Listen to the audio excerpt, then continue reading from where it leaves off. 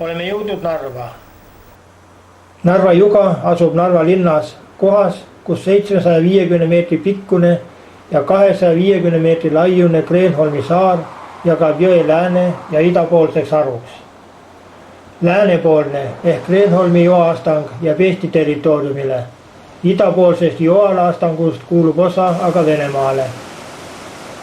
Idapoolse joaaru kõrgus on 7 meetrit, mis kujutab endast ühtlast järsku seina laiusega 100 meetrit. Läänepoolne joaaru langeb astangutena ja viimase astangu kõrgus on 3,5 meetrit ning laius 60 meetrit. Joaastangud on nüüd enamasti kuivad, vaid suurve ajal lastakse jugadele liigvett, mida hüdroelektrijaam ei suuda vastu võtta. Astangutest alamal on jõgi umbes 3 kilomeetri ulatuses kärestikuline. Tavakodanikul on joaastangute juurde võrdlemisi keeruline pääseda, sest need jäävad nii piiritsooni kui ka Kreenholmi manufaktuuri suletud alale. Aga ilmselt on see vaid hea tahte ja aja küsimus, kui sedavõrd atraktiivsed vaatamisväärtused, Narva joaastangud ja mõnel halval korral ka juga ise kõigile soovijatele kättesaadavaks tehakse. Võiks öelda, et Narvas on kõik juba iidsetest aegadest peale olnud mingil moel seotud joaga. Ka linna nimi tähendab ju vepsa keeles juga. Peipsisse voolab sisse 100 jõge, aga välja vaid üks, Narva jõgi. Sellel lühikesel teel langeb Narva jõgi vaid 30 meetrit ja peaaegu pool sellest langemises jääb joa ning selle eel ja all olevate kärestike alale. Energeetilise potentsiaali poolest on Narva jõgi üks Euroopa suuremaid ja see talle saatuslikuks saigi.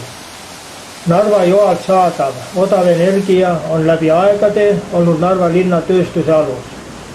Näiteks 19. sajandil asusid maailma suurimad ja võimsamad vesirattad ning hüdroturbiinid just Narva joa jõujaamades. Need käivitasid siinseid kudumis- ja ketrusvabrikuid, sae- ja jahuveskeid.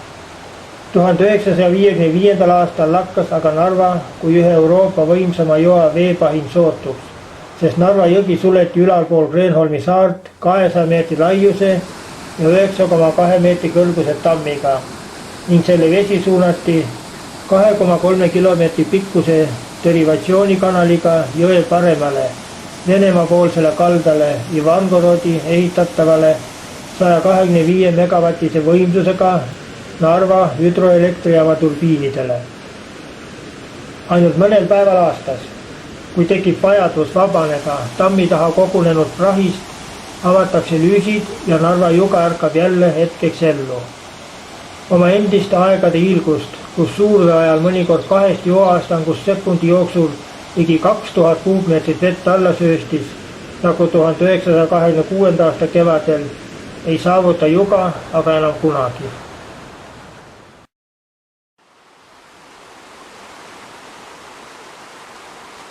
Langevoja joa leiab Vaivara vallast Sillamäe linnast. Umbes kilomeeter lõuna pool, kus Sõtke orgu laskub lühike Langevoja. Vaivarasse viivast maanteest idas lõikub Langevoja 100 meetri ulatuses paeklastoosse. Umbes selle koha peal on tekkinud ligikaudu 10 meetri laiune ja kuni 2 meetri sügavune kanjon. Joast allpool laieneb aga see kanjon kiiresti paarikümnele meetrile ja süveneb üle 10 meetri jagu veelgi.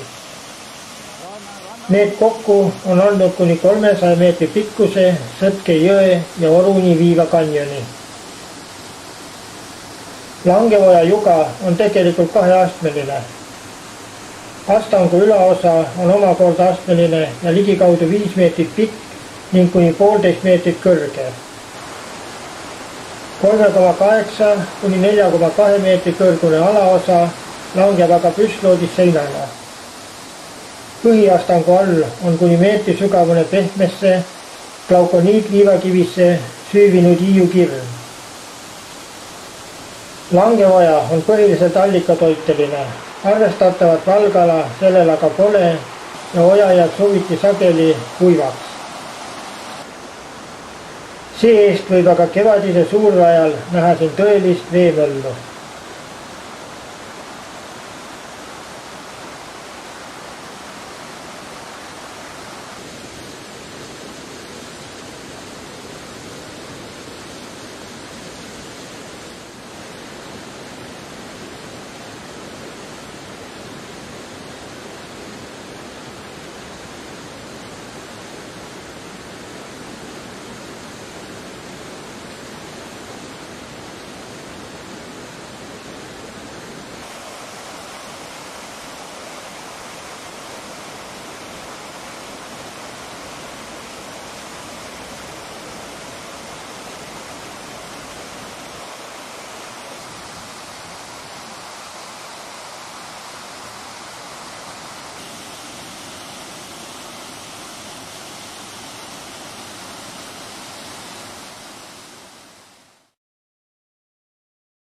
Sillamäelt suundume Toila lähedale, kus on Aluoja joastik. 5 astanguga joastikul laskub jõgi kuni 10 meetrit. Karstiallikatest toituv Mägara jõgi on ühe teguri poolest päris eriline. See on Eesti üks väheseid jõgesid, mis vales suunas voolab. Kui teised ikka korralikult Põhja-Eesti jõed lähevad ikka Soome lahte, hoiavad nagu ikka põhjasuunda, siis see hakkab lääne poolt ja voolab itta. Ja siin enne Pühajõe orgu teeb järsku käänaku ja laskub sealt vasakule Pühajõe orgu. Nii et selles suhtes on täiesti erakordne. Vale jõgi vales suunas. Miks see nii on? Mis selle põhjus on? Selle põhjus on ikka loodus. See meie Põhja-Eesti vaeplato on selles osas väikese lõunasuunalise kallakusega. Tähendab, põhjaserv on tõstetud ja selle pärast pinnaveed, mis lõuna poolt peale vajuvad üldiselt, ei pääse kuidagi sind Soome lahte ja siis ei ole midagi teha, hakkavad pikki seda astangut voolama. Nii kaua voolavad, kui leiavad ees sügava Pühajõe oru ja siis seda pidi suunduvad. Ja mitte ainult jõed, vaid ka järgnevad nähtavad joad on ikka selle sama fenomeni, selle kõrgele tõstetud lindiserva sünnitatud.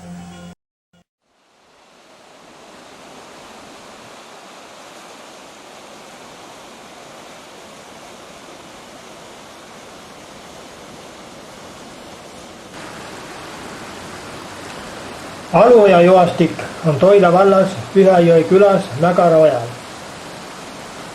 Viimast on nimetatud ka Aluojaks, Härjaojaks või isegi Sepaojaks.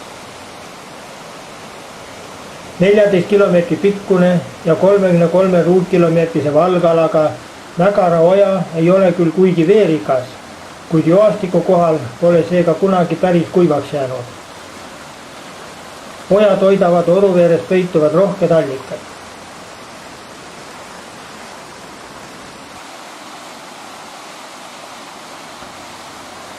Mägara oja, nagu valdav osa Põhja-Eesti ojadest ning jõgedest, ei voola mitte lõunast põhja, vaid hoopis läänest itta, nagu eelnevalt öeldud. Selle põhjuseks on ikka seesama klindiplatoo kerkinud põhjaserv.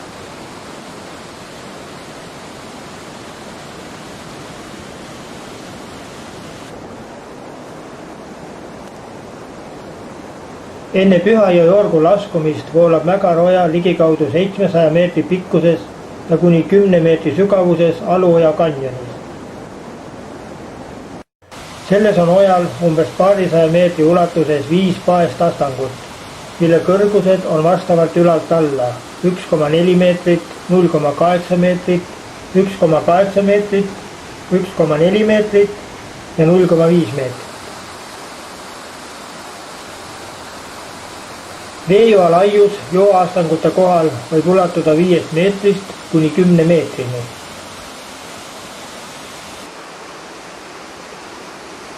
Joastiku esimesest arvesse minevast astangust ülesvoolu on ojal aga ligikaudu 200 meetri ulatuses veel 3 madalamat, 0,2 kuni 0,3 meetri kõrgust astangut.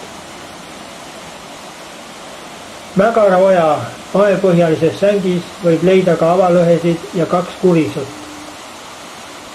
Need asuvad joastikust umbkaudu paarsada meetrit ülesvoolu.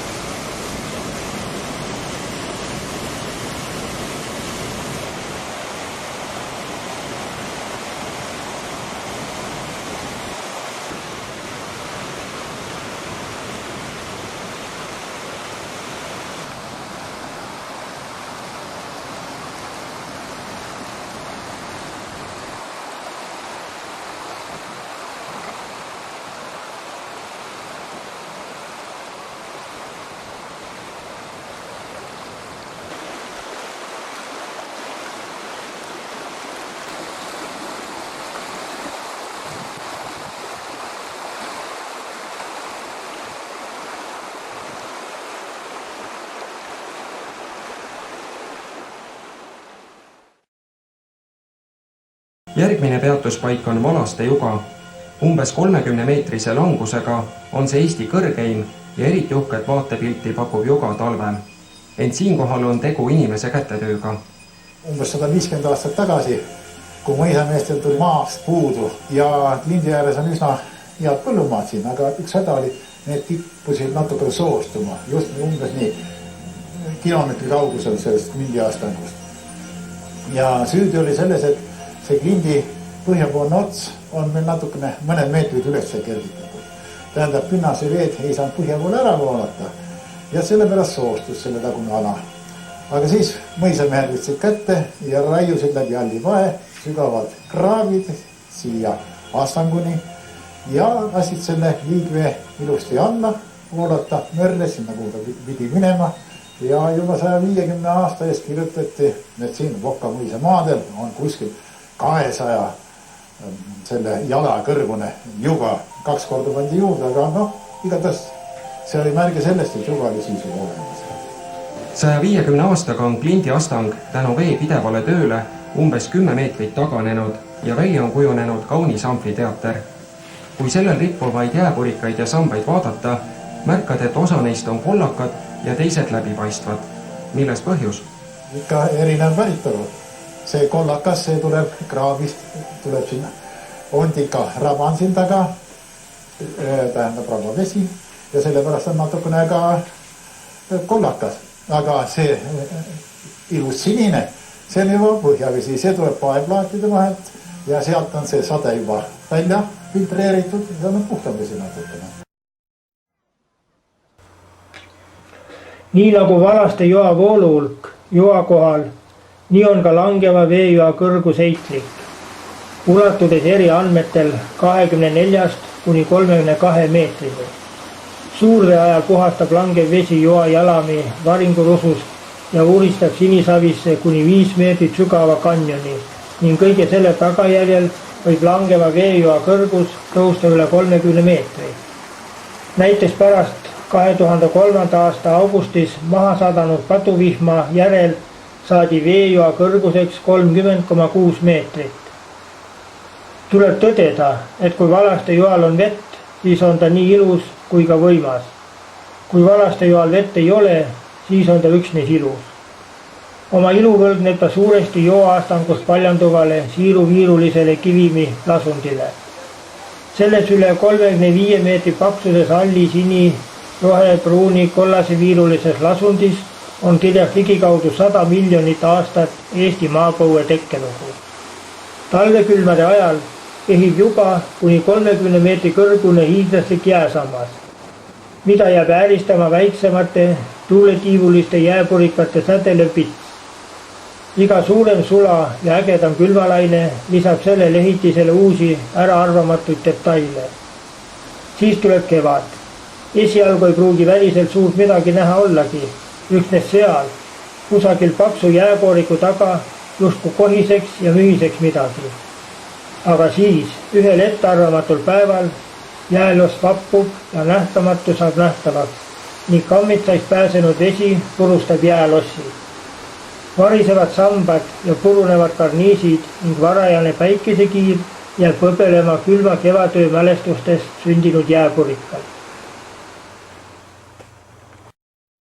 Oleme tulnud kõigest mõned kilomeetrid Valastelt Tallinna poole ja jõudnud järgmise kohani, kuhu küll ühtegi silti ei. Olen praegu Karjaoru joostiku juures, sest tegemist on 2-aastamise joostikuga. Siin me võime näha ka seda, kuidas jää, kunagi siit üle käinud liustik on meie klinti väsanud ja küllap sellepärast on ka see kanjon nii suur, et need kivi, mis see lubjakivi lasanud on küllaltki lõheline.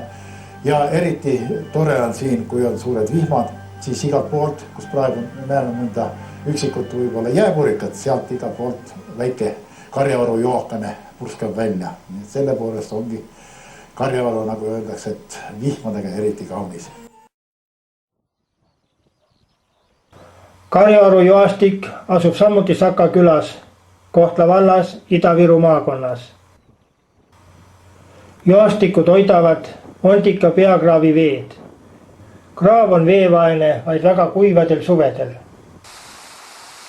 Joastikul on 2 astangut, milles kraavi voolu suunas esimese kõrgus on 3,5 meetrit ning teisel 5,5 meetrit. Pärast astanguid jätkab kraavi vesi teed kosena, mille kõrgus on peaaegu 20 meetrit. Karjaoru juga on suurele osale kohalikeski teadmata, vaid mõni kilomeeter valastest eemal, kuid enamik ei oska leida rada, mis suurelt teelt joa juurde viib. Kes aga selle leiab, võib näha valastest veelgi võimsamat kanjonit, kärestikke ning 10 väiksemaid jugasid, mis igaüks eri kohtadest kaljuseinast välja nõrguvad.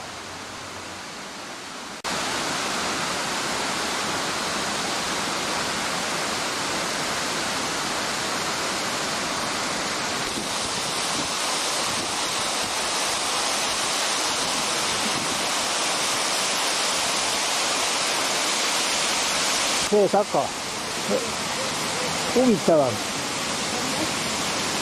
See kanjon just.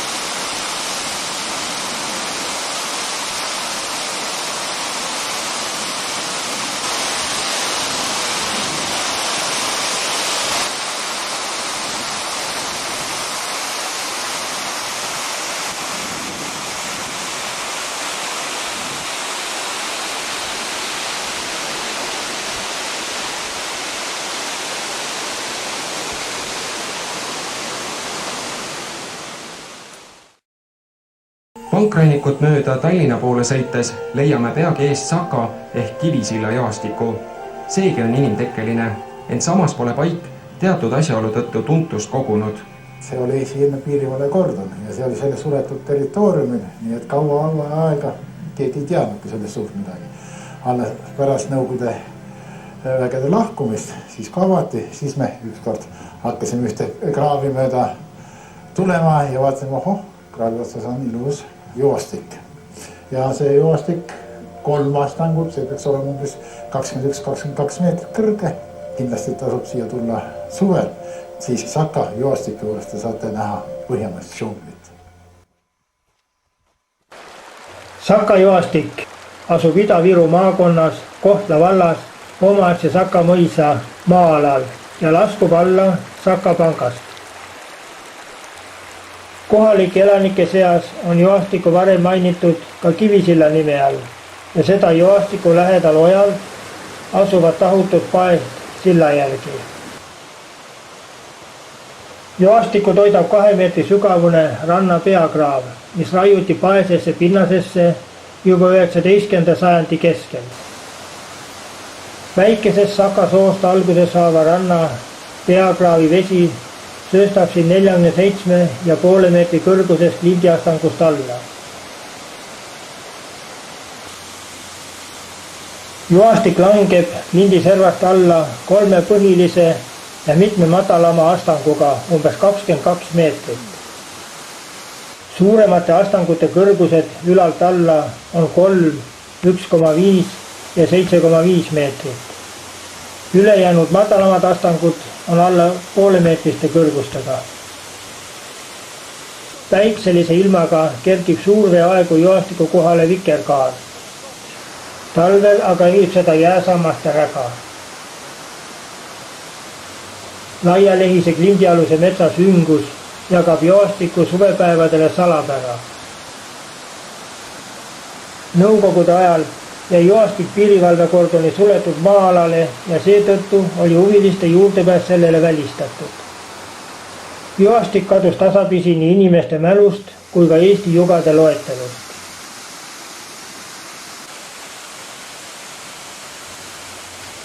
Kivisilla juga kuulub Eesti 3 kõrgeima joa hulka. Oma 22,8 meetrise langusega on ta teisel kohal. Esikohal on, nagu me teame, Valaste juga 30,5 meetriga ning kolmandal kohal Karjaoru juga 15,9 meetrise langusega.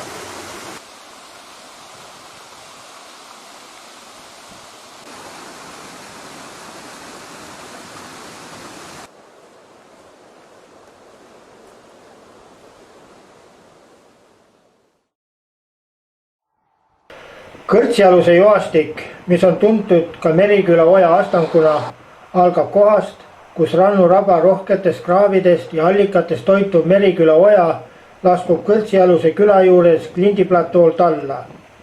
Oja asub otse Tallinn-Narva maantee kõrval, rannu Aseri teeristi juures. Heaks orientiiriks on söögimaja Jäägri grill, millest joastik jääb paremale. Oja vasakkaldal kasvab segamets, paremkallas on aga enamjaolt lage kõnnumaa, väikeste puude ja põõsastikega. Ojal esineb tosina jagu 0,2 kuni 1 meetri kõrgusi astanguid. Minu kohal viibimise ajal oli aga veehulk ojas nii võimas, et uputas astangud üle ning tegu oli rohkem kärestikega. Talvisel ajal moodustavad astangud aga suisa jäätunud terrasse.